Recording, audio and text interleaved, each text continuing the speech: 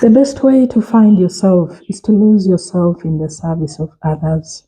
Hello, friends. This is Stella Sanobokelo, welcoming you again to the Family Enrichment Hub, your center for family learning and for growth. Thank you for sticking with this hub.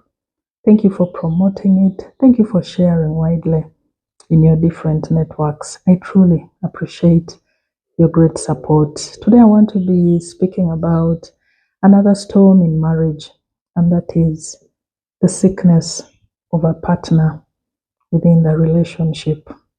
Sickness could take the form of it is mild, it is serious, it could be chronic, it could be life threatening. But sickness in this case will refer to anything that incapacitates a partner's ability to deliver and execute on their agreed day-to-day activities within your marital relationship. We are told by several reports that when sickness strikes a family, couples are more likely to split, and more so when the sickness is a life-threatening illness or it's a chronic illness, which is a very unfortunate statistic. And it's worth noting that every marriage will go through the for better and for worse seasons within their relationship. And so sickness is one of those incidents which is actually on the part of for worse within your relationship. It can also be very, very disheartening. It can take a mental toll on the healthier partner in a relationship where one person is sick because of the emotional, the psychological, the physical, and the financial impact of having to live with a perpetually sick partner within your relationship. And on that note, I was able to listen to so many couples just sharing their experiences of what it means to live and thrive in a relationship when one partner is sick. And these are some of the responses that I was able to put together for the benefit of all of us in case sickness strikes within our different relationships. One couple I listened to said the sickness within her family was able to reveal the true character of her partner. She said she saw the commitment and the love with which her husband took care of her, and she was able to appreciate that sickness actually came to reveal to her and confirm to her that she had married the right person who was wholly and totally given in to give her all the support that she needed to go through that difficult time of her sickness. Another couple said sex will largely be affected when one partner is sick. And so this couple advises that you need to find creative ways of finding intimate activities that you can engage in together in order to keep the bond alive within your marital relationship. Another couple said that when one partner is sick, it's always good to apply the golden rule of just stand a coin. If you were the sick partner, how would you want your partner to treat you and to support you? In that way, you will be able to understand how you need to do caregiving to your partner. Another couple said that when you marry, you have taken a stand to stick with your partner, whatever happens, including when sickness strikes your partner. And so we are encouraged as couples that even when sickness has attacked either of us, we need to stick together as family. Another couple said marriage is a risk and said everything in life is a risk. When you choose to marry somebody, there is a risk of you could divorce. There is a risk of the marriage will not work out. There is a risk of somebody could fall sick. There is a risk of either of you could get incapacitated. There is a risk of living and struggling with life together. And so this couple says, when your partner is sick, it's no reason for you to bolt out and abandon them because life is full of risk, whatever you do. Another couple said, when sickness strikes your marital relationship, of necessity, adjustments have to happen. For instance, if you've been the highly traveling couple, you'll have to reduce on the frequency of your travels. And they also say sex will be largely affected when one partner is perpetually sick, and even sex positions will have to be adjusted to accommodate the healthy partner. Food choices, personal interests will have to be adjusted in order to fit into the program of the sick partner. Another couple said, look out for the small things that you can do to ease the pain and the burden of your partner.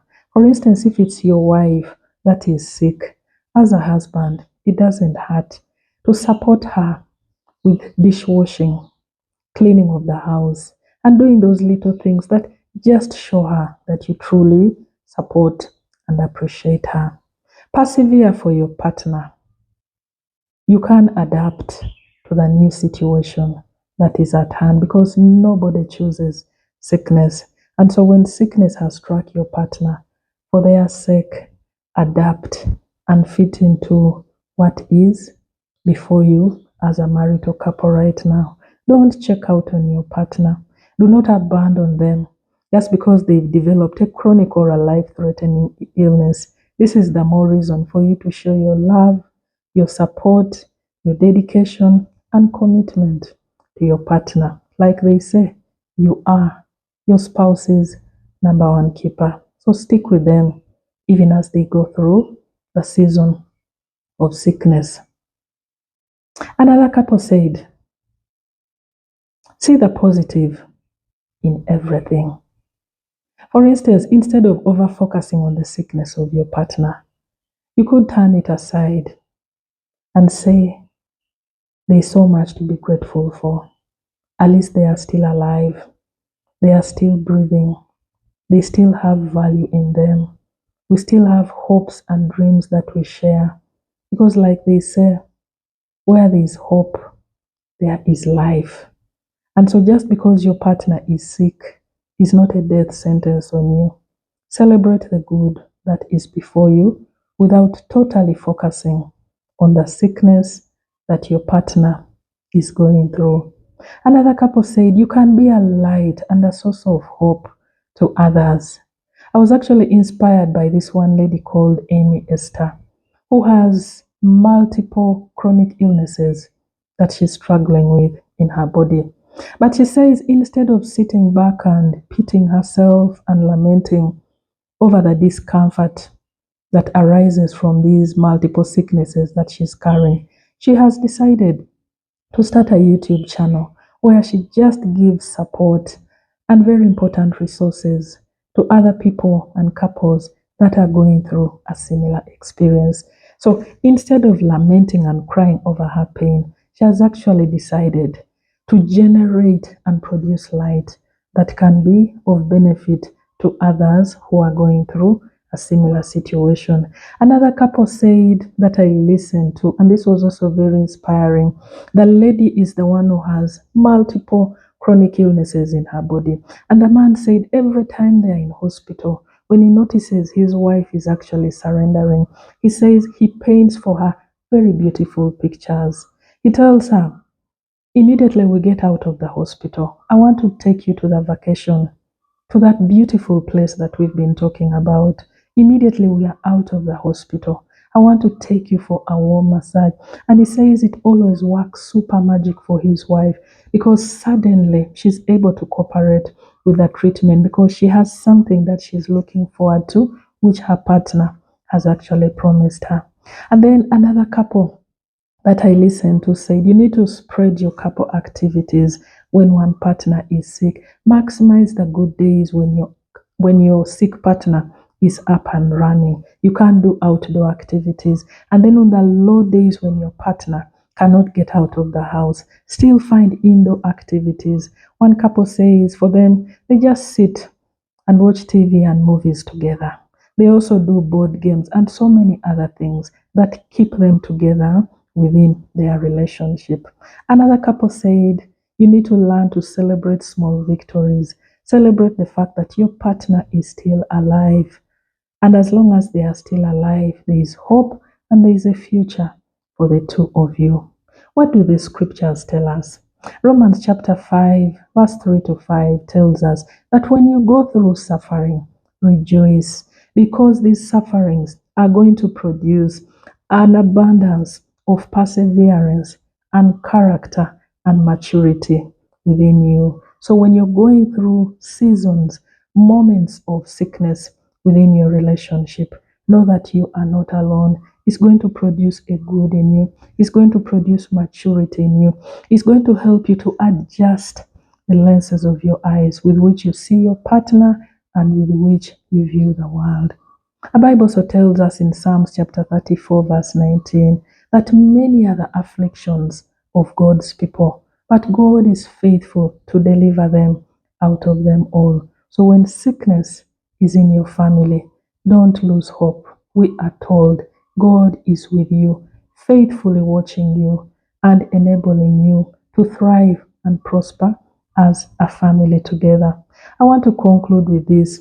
Maya Angelou tells us that if you do not like something, change it. If you cannot change it, then change your attitude towards it. Nobody loves sickness. And so we need to adjust our perspective towards sickness. For instance, you can say, surely this sickness is here to teach me something, to teach my family something. There is a bright thing that is going to come out of this sickness instead of just focusing on the pain that you are going through as a couple. Another person said, to the world, you may be just one person, but to one person, you may be the whole world. And so stick with your partner, because in times of sickness, that is when your spouse needs you the most. And it's your opportunity to show them that you are truly their world. Thank you, friends, for listening in. I encourage us, for those of us who are interested in personalized packages, we are able to offer that to you. For those who are in a journey of the intent to get married, you're dating, you're courting, we shall prepare for you personalized packages. And even for the group settings, in case you are interested in that, we can be able to take you through this journey so that together we shall be able to build strong and solid families. That will be the future of our generations. Thank you for listening in. Catch you next week. Bye.